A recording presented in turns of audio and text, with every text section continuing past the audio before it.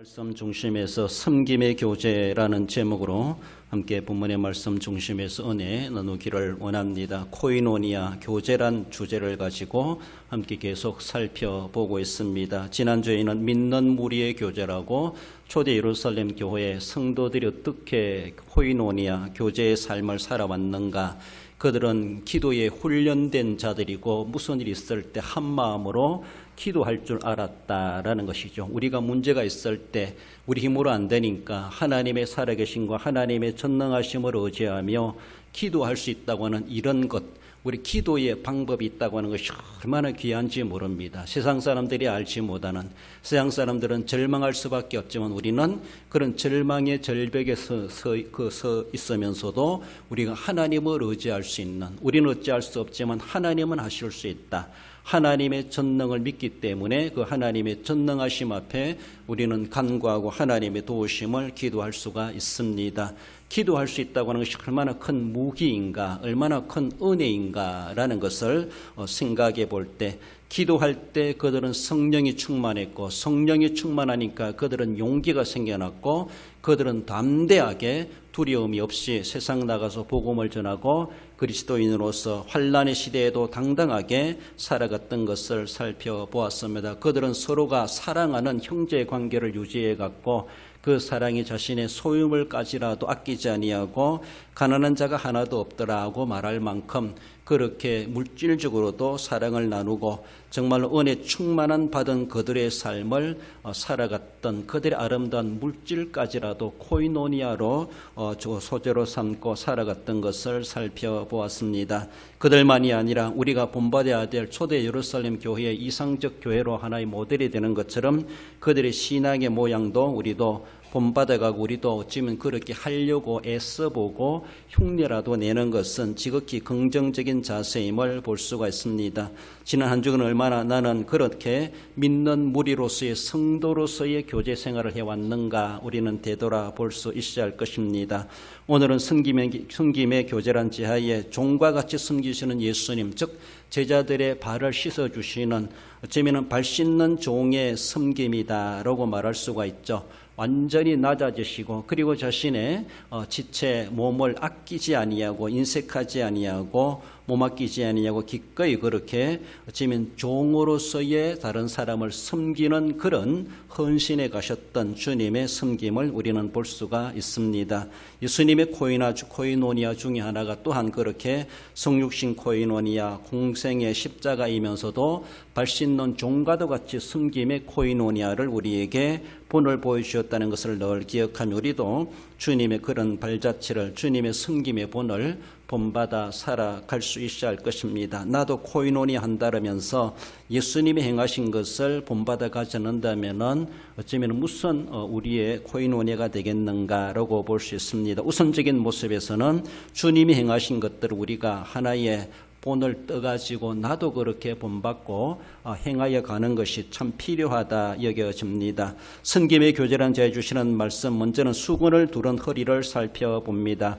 4절에 저녁 잡수시던 자리에서 일어나 겉옷을 벗고 수건을 가져다가 허리에 두르시고, 유대인들의 풍속에서는 그들은 보통 식사하기 전에 어쩌면은 오신 손님들의 발을 씻어주는 이런 풍습과 전례가 있기도 했습니다.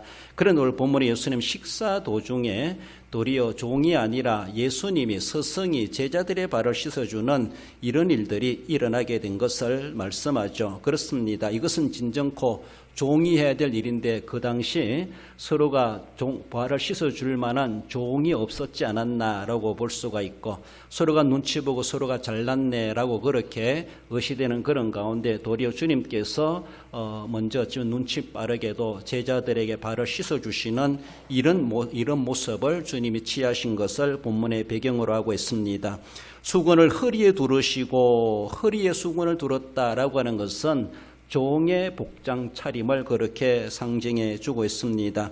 종의 자리로 내려가서 일할 준비를 하시는 우리 주님, 그래서 어쩌면 우리로 볼 때 팔을 걷어붙이고 허리에 어쩌면은 수건을 차고 그래서 그들의 제자들의 발을 씻어주시고자 이미 마음 먹고 행동 개시하셨던 주님의 행동을 우리는 상상해 볼 수가 있습니다. 예수님의 그 옷차림이 어떤 모습이었을까?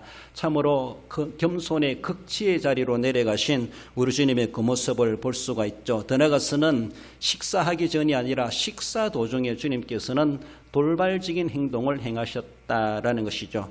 그만큼 식사 전이 아니라 식사 중에 한다고 하는 것은 식사하는 제자들도 놀랄 수밖에 없었고 상당히 거기에 대해서 의미를 전해주는 심장한 그러한 내용이 있지 아니한가라고 볼 수가 있죠. 제자들에게도 겸손의 고조를 더 높이시기 위하여서 생각지도 못했던 그 시간에 주님께서 물을 떠와서 제자들의 발을 씻겨주시는 식사 도중의 일들을 벌여가시지 않았나라고 볼 수가 있죠. 어쩌면 결단코 잊지 말아야 될 것이고 그만큼 의미심장한 것을 그렇게 내포해주고 있는 예수님의 행동이었음을 볼 수 있습니다. 정말로 하나님의 지극한 사랑, 정말로 저렇게까지도 계급을 초월하시고 예수님께서 제자들의 발을 씻어주시는 이러한 모습을 보여주시죠. 그렇습니다. 우리 주님께서는 높고 높은 자리 하나님의 영광의 동동되심의 자리를 버리시고 낮고 천한 이 땅에 오셨다 그렇게 말씀하시며 빌립보서 2장 7절에서는 오히려 자기를 비어 종의 형체를 가지사 사람들과 같이 되셨고 라고 말하고 있습니다. 성육신 사람의 몸을 입고 오신 하나님이십니다. 하나님이시고 또 인간이 되셨지만은 사람이 되셨을 뿐만 아니라 종의 자리로 내려가셨다.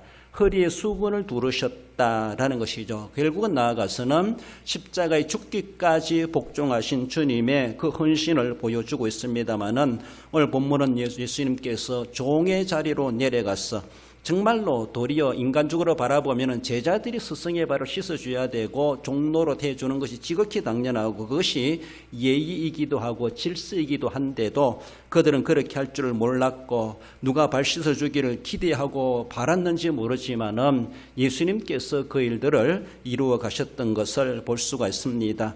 종의 형체를 가지사 사람들과 같이 되셨다. 왜 그렇게 돼야 됩니까? 그 인간들은 죄의 종이 되어가지고 거기에 스스로 헤어날 수가 없고 서로 거기서 죄의 종로로 타면서도 자기가 잘난 줄 알고 계속해서 의시되며 자만하고 교만하게 살아가고 있는 그들, 그런 모습 속에 살아가고 있는 이 죄인들을 구속하시기 위해서 예수님께서 인간의 몸을 입고 오셨고 그리고 종의 자리까지도 내려가시고 십자가 지시고 죽기까지 복종하신 주님의 그 모습을 우리에게 예포해 주고 있습니다.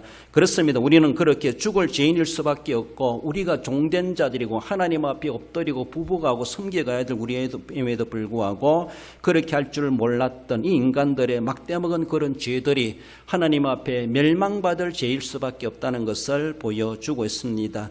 옷이 날개다 그런 말이 있죠. 옷이 좋으면 사람이 한층 돋보이게 된다 그런 의미를 가지고 있는데 그래서 신사의 옷을 입으면 신사가 됩니다. 그렇습니다. 종복을 입으면 어느 누구도 종같이 보이게 되어져 있습니다. 그렇습니다. 그리고 행동도 그러하게 되죠. 신사옷을 입은 사람이 신사답게 행동하게 되어져 있습니다. 종복을 입어놓으면 진짜 종노릇 하게 돼 있죠. 우리나라 아무리 신사라 할지라도 예비군복을 입혀놓으면 꼭 총을 거꾸로 메고 총을 땅에 질질 끌고 다닌다 이렇게 말하는 거예요. 예비군들은 그렇게 해야만 하는가? 예비군복 입으면 예비군 노릇 한다는 것이죠. 그 옷차림이 옷이 날개라고 옷대로 사람들에게 취급받게 되고 자기도 그렇게 행동하게 되어져 있다라는 것을 볼 수가 있습니다. 예수님이 지금의 옷차림은 종복과도 같습니다. 허리에 수건을 들이고 팔을 걷어붙이고 그 일들을 행하시는 것은 오직 종이 할 수 있는 당대의 그런 풍습이고 문화이고 그런 사회였다라고 볼 수 있는데 예수님이 이렇게 종복과도 같이 종의 옷차림을 가지고 종로릇을 시작하셨다라는 것을 보여줍니다. 예수님이 제자들의 발을 씻기는 세족의 그러한 의식은 단순한 그들의 더럽혀진 먼지 묻은 발을 씻어주는 것만이 아니라 뒤에도 말씀하시지만은 예수님과 제자들과 발 씻어주시는 분과 발 씻음을 받는 죄인들과의 영원한 관계성을 이야기해 주고 있습니다. 그래서 예수님이 두르신 그 허리의 수건은 단순한 수건이 아니라 십자가의 수건이다 이렇게 말을 할 수가 있습니다. 예수님 우리를 구속하시기 위해서 그렇게 십자가를 지시고 십자가의 허리에 수건을 두르시고 그 수건으로 우리를 닦아주시고 우리를 씻어주시는 그러한 놀라운 일들을 지금 세족을 통해서 예수님이 보여주시기도 하십니다. 실제로 바로 씻는 행동이시면서도 예수님은 그것을 단순한 그런 행동만이야 거기에 의미를 부여해가지고 베드로에게 말씀해 주시는 것을 우리는 볼 수가 있습니다. 예수님이 십자가의 수건을 허리에 두르셨다라면 우리는 정말로 그 은혜를 입은 자로서 사명의 수건을 우리 허리에 둘러야 될 것입니다. 그래서 종과도 같이 섬겨가야 되죠. 예수님은 십자가의 허리에 수건을 두르시고 십자가로 허리를 두르시고 우리를 위해서 모든 것을 내어주시고 십자가 지시기까지 그렇게 온전히 종된 자로서 아무 대꾸 없이 그렇게 복종해 주셨다라는 것을 우리는 생각해야 됩니다. 예수님의 성육신은 바로 하나님이 인간의 옷을 입고 인간이 되면서도 종의 옷을 입고 종된 자리에서 그렇게 섬겨주신 예수님의 진정한 코이노니아였다라는 겁니다. 우리가 하나님과 코이노니아 할 수 없지만 하나님께서 인간의 몸을 입고 이 땅에 오셔서 인간으로 코이노니아뿐만 아니라 어느 누구든지 막 대할 수 있는 종복을 입으시고 종과도 같이 우리를 그렇게 대해주시고 높은 사람이든 낮은 사람이든 노숙자랄지라도 병자랄지라도 어느 누구든지 남녀노소랄지라도 인정받지 못했던 그런 천한 사람이랄지라도 여인들이랄지라도 얼마든지 예수님을 만날 수 있고 주님과 교제 나눌 수 있는 코이노니 할 수 있는 대상으로 주님께서 그런 옷차림을 행해 주셨다라는 것입니다. 그래서 그 어느 누구도 기피하고 멀리하고 감히 가까이 갈 수 없는 그런 당신이 아니라 얼마든지 가까이 다가가서 나눌 수 있는 그런 대상으로 주님께서 인간의 몸을 입고 오셨고 종과도 같은 그런 차림으로 우리에게 아주 수수하게 대해주시는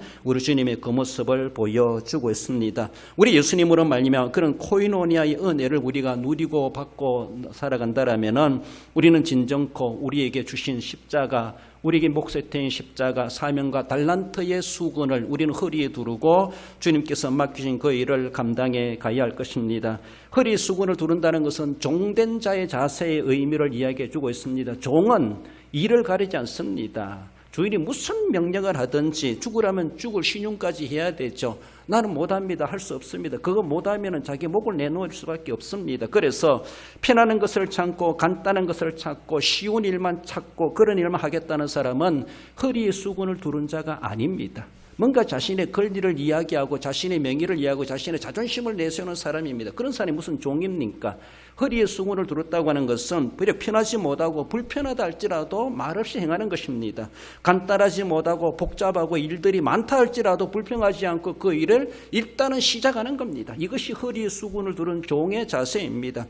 쉬운 일만 하는 것이 아니라 쉽지 않고 어렵다 할지라도 정말로 힘겹다 할지라도 남들이 다 하지 않고 깊이 하는 일이랄지라도 예라고 하며 그 일을 시작하는 자가 바로 허리에 수건을 두른 종의 자세다라는 것이죠. 바로 예수님이 그런 자세 속에서 감히 어쩌면은 높은 상관들이 아니라 도리어 자기가 입히고 먹이고 가르치는 제자들을 향하여 주님은 그렇게까지도 수건을 두르시고 그들을 섬기신 그런 모습을 말씀해 주십니다. 그렇습니다.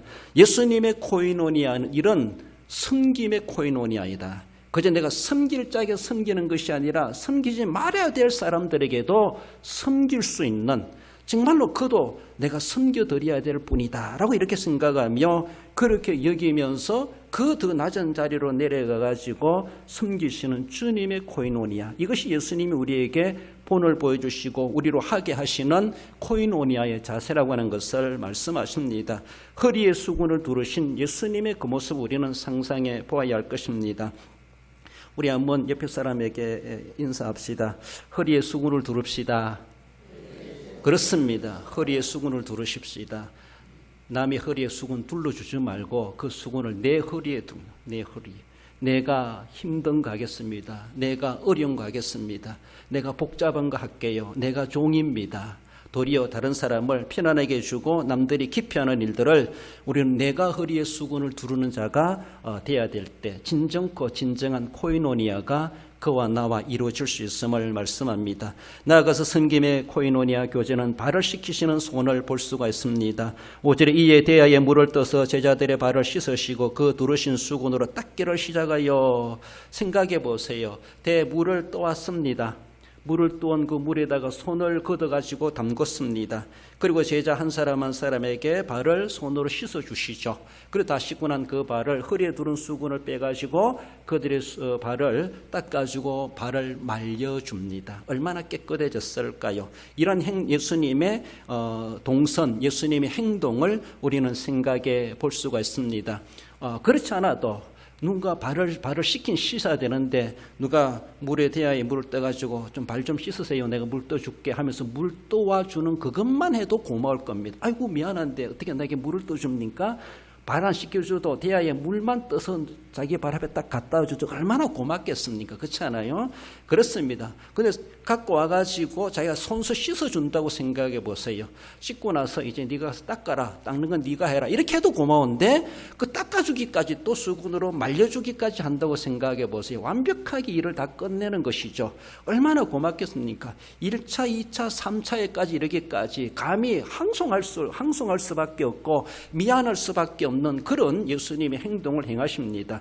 일을 시작하셨으면 끝까지 하시는 것이죠. 중간에 하다가 남은 건 네가 이제 해라, 내가 시작해놨으니까, 그런 것도 아닌 것 같아요. 그래서 예수님은 물을 직접 떠오시고, 그래서 한두 사람 씻고 나면 물이 더러워지는 거 다시 물을 갈아가시고 다시 또 와가지고 다시 다른 사람 씻어주고 막 그렇게 행동을 하지 않으셨겠는가. 우리는 그렇게 충분히 예수님의 동선을, 예수님의 행동들을 우리는 그렇게 짐작해 볼 수가 있습니다. 한번 물어볼까요? 제자들이 쭉 앉아 있는데 예수님이 물을 딱 떠놓고 이제 한 사람씩 와서 내 앞에 와서 발을 내가 닦아줄게, 와서 와라라고 이렇게 예수님이 한 사람 한 사람 불렀겠습니까? 아니면 예수님이 대야를 들고 다니면서 한 사람 한 사람 앞에 가가지고 발을 씻어줬을까요? 어떤 방법일 것 같아요? 자세히 모르지만은 성경의 말씀의 문맥으로 바라보면 6절에 시몬 베드로에게 이르시니, 베드로가 이르되 주여 주께서 내 발을 씻으시나이까. 시몬 베드로가 왔다는 말이 아니라 예수님이 시몬 베드로에게 다가갔다, 이런 말씀으로 그렇게 의미를 전해주고 있는 것으로 바라보면은 한 사람씩 불러가지고 한 것이 아니라 앉아있는 그대로 식사하는 그 자리에 예수님이 대야를 들고 다니면서 고담고담 한 사람 한 사람 그렇게 발을 씻어주셨다, 이런 행동들을 충분히 이해할 수가 있습니다. 그래서 몇 번째인지 모르지만 베드로에게 이르렀을 때 베드로가 깜짝 놀라게 되죠. 물론 다른 제자 씻어주는 모습을 보면서도 놀랐겠지만은 더욱이 자기 앞에 왔을 때는 감히 자기가 예수님 앞에 발을 내밀 수가 없었습니다. 먼지 묻은 발, 씻어야 될 발, 더러운 발, 그래 예수님 씻어준다 할지라도 도저히 내 발을 씻으시면 안 됩니다 라고 하며 이런 반응을 보이는 것은 지극히 당연한 반응입니다. 이런 반응을 못 보이는 사람은 정상이 아니라고 볼 수가 있고 뭔가 모자라는 사람이다라고 볼 수가 있습니다. 그렇지 않습니까? 감히 선생님이 내 발을 씻어주시다니, 다른 친구가 다른 동료가 그렇게 해도 감히 그렇게 할 수 없는 일이기도 한데 스승님께서 내 발을 씻어주신다? 도저히 발을 내밀 수가 없죠. 닦아달라고 당당하게 내 발도 씻어주세요 그렇게 할 수가 없는 것이죠. 정상적인 사람은 그런 인식이 있습니다. 그런 생각을 하게 되어져 있습니다. 아무 생각 없이 뭔가 모자라는 사람은 그것이 옳은 일인지 그것이 잘못된 일인지도 알지도 못하고 살아가는 그런 모습일 수가 있습니다. 만약에 왕께서 신하들에게 발을 씻어준다면 감히 그 신하들이 내 발을, 자기 발을 내밀 수가 있습니까? 죽여주시옵소서 이렇게 말할 수밖에 없어요. 감히 신하들이 해야 될 일을 안 하니까 왕이 나서서 한다면은 신하들은 죽여주시옵소서 말할 수밖에 없죠. 그렇습니다.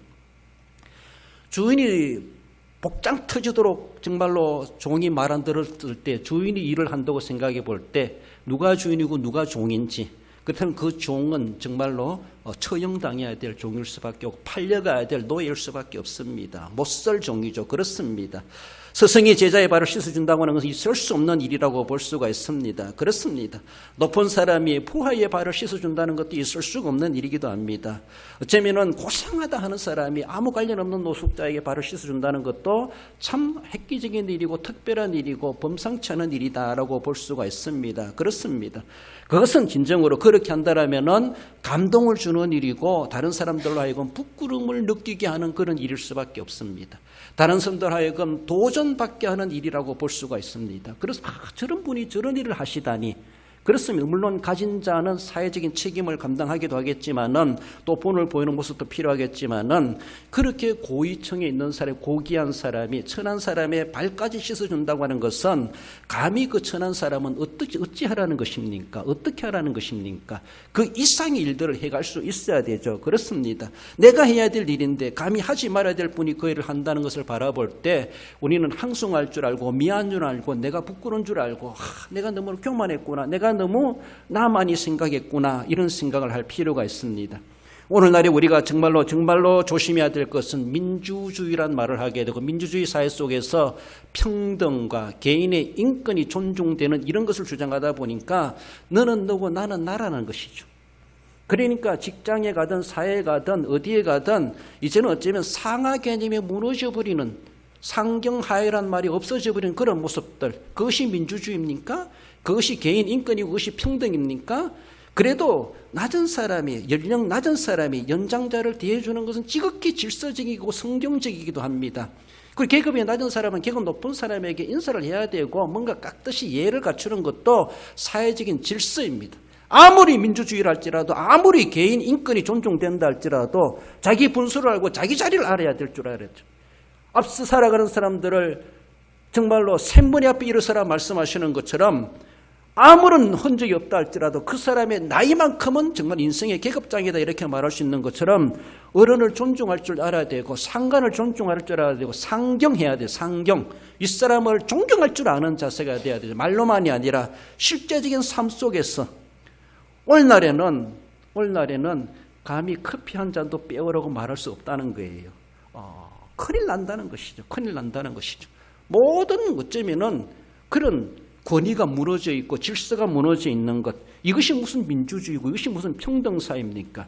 개인 이기주의가 팽배하다 보니까 이런 상경하에 질서마저도 무너져버리고, 그러니까 하나님은 하나님이고 난 납니다. 나는 내 자유입니다. 내가 믿으면 믿고 싶고 안 믿으면 안 믿을 수 있습니다. 내 자유입니다. 하나님께마저도 이런 식으로 나올 수 있다는 것이죠. 하나님을 도래할 줄도 모르고 질서도 모르고 상하 개념도 모르고 아랫사람 사랑할 줄도 모르고 윗사람 존경할 줄도 모르는 이런 사회가 되어버리는 얼마나 모습인가. 어쩌면 당대의 제자들이 네가 노니 내가 놓네 이런 모습으로 예수님이 예루살렘에 가면 내가 좌측에 앉을까 내가 우측에 앉을까 서로가 그 자리에 다툼하는 그런 모습 속에서 주님께서 보실 때 얼마나 한심하게 보이겠습니까? 주님은 십자가에 죽으시러 예루살렘에 가고 있는데 제자들은 뭔가 한 자리 차지할 것처럼 그렇게 들때는 그런 모습, 서로가 눈치를 보고 서로가 발 씻어줄 줄도 모르고 자기 발은 다른 사람 발 안 씻어주고 선생님 발은 씻어줘야지 제자로서. 자기가 제자라는 개념마저도 망각해버리고 예수님 앞에 마저도. 그럼 예수님이 내가 제자가 되겠다, 내가 종이 될게 라고 하며 도리어 제자들을 무한하게 만드시는 그런 일들을 주님이 벌려가셨다라는 것입니다.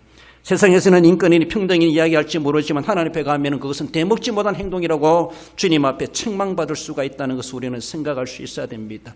정말로 계급주의적으로 봉건주의적으로 그렇게 살아가라는 것이 아니라 알 것은 알고 자리를 알고 위치를 알고 이 사람 존경할 줄 알고 정말로 자신의 위치에서 섬길 줄 아는 것은 지극히 당연한 모습이다라는 것입니다. 그렇습니다.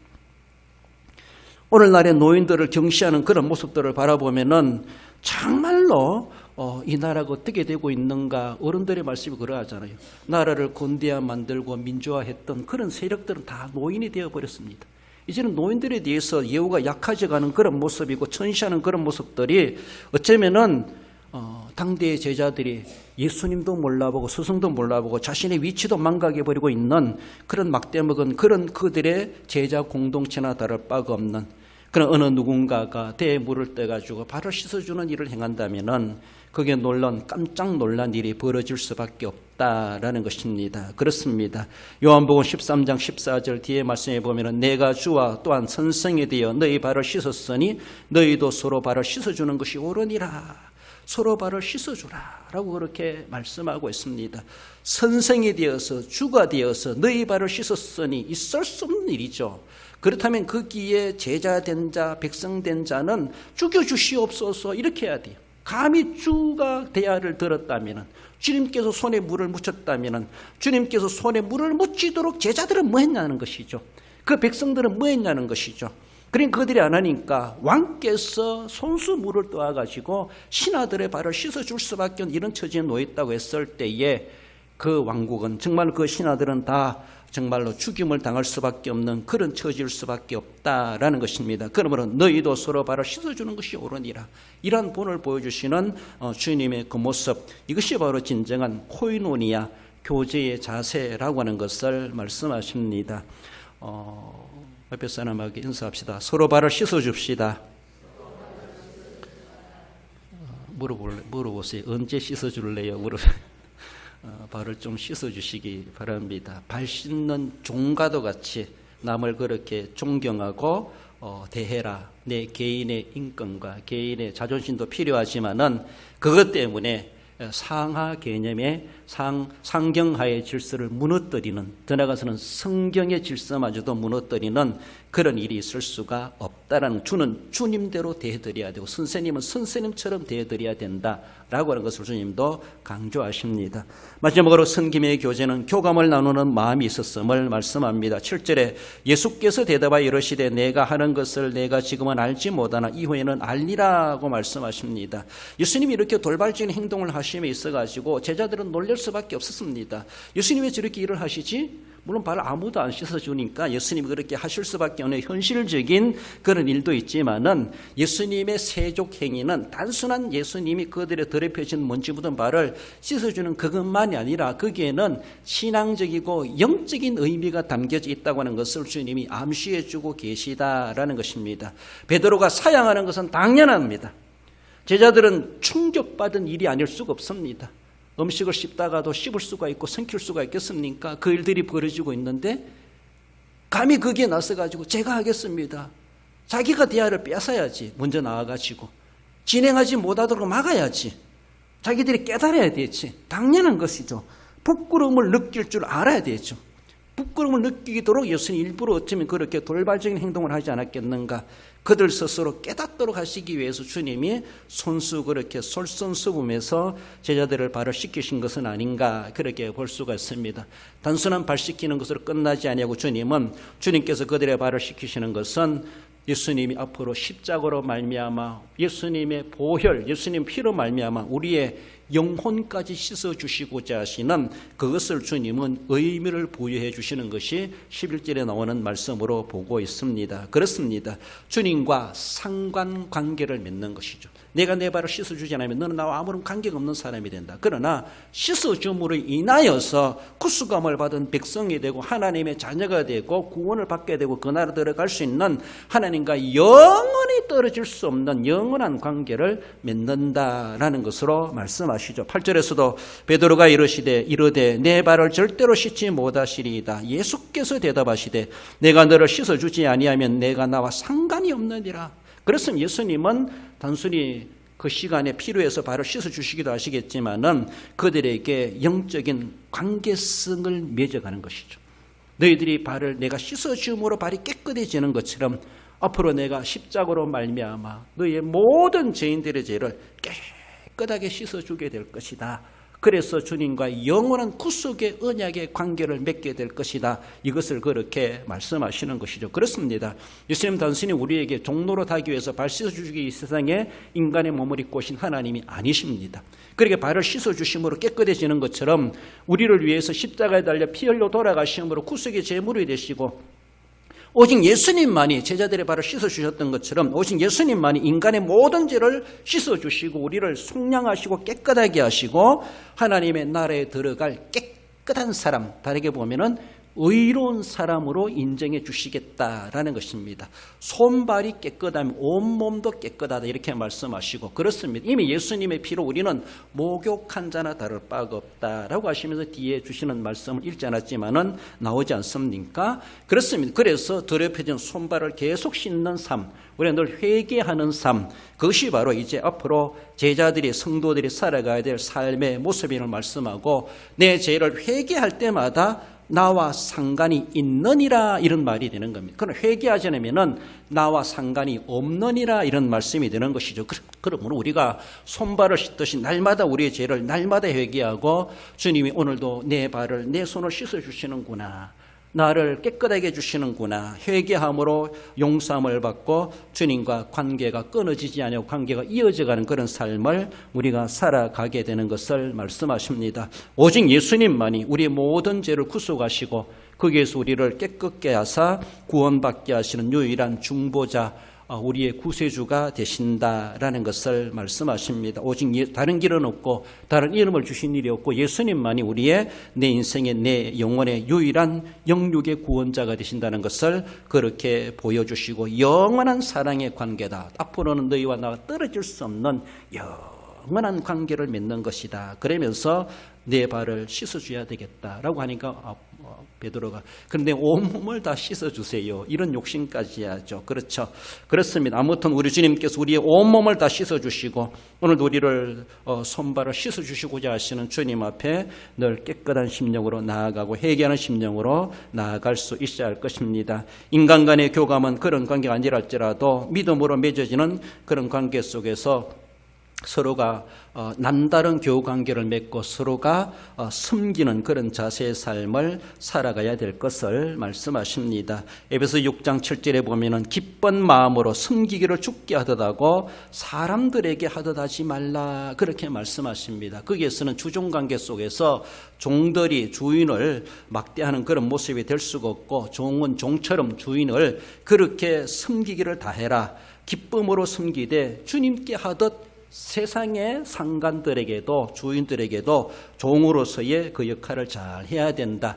주종관계를 성경이 인정하는 것이 아니라 당대 사회 문화적인 풍습 속에서 종들이 교회 안에 들어온 주인들과 맞먹고자 하는 그런 자세 속에서 사도 바울이 그렇게 경계시켜주는 것을 볼 수가 있죠. 그러므로 우리가 사람들을 섬김이 있어가지고 친하니까 아닌가라기보다 알든 모르든 정말로 주님의 이름으로 한다라면은 주님께 할 수 있듯이 주님께 하듯이 그런 자세 속에서 섬겨가야 될 것을 말씀하십니다. 예수님의 세족의 코인원을 크게 세 가지로 요약해 본다라면은 섬김의 코인원이었습니다. 자발적으로 대야에 물을 떠가지고 제자들을 섬겨주시는 예수님의 이런 코인원이야. 이 코인원 우리는 배워야 될 것이죠. 예수님은 본을 보이시는 그런 코인원이야 세족임을 말씀하죠. 누가 해라서 하는 것이 아니라 솔선수범하는 것입니다. 억지로 하는 것이 아니고 당번이니까 하는 것이 아니라 자기가 우러내서 행하는 그런 자세의 모습을 본을 보여주셨으니 너희들도 그렇게 하는 것이 마땅하다 말씀하십니다. 구속의 코이노니아다라고 하는 것을 말씀하죠.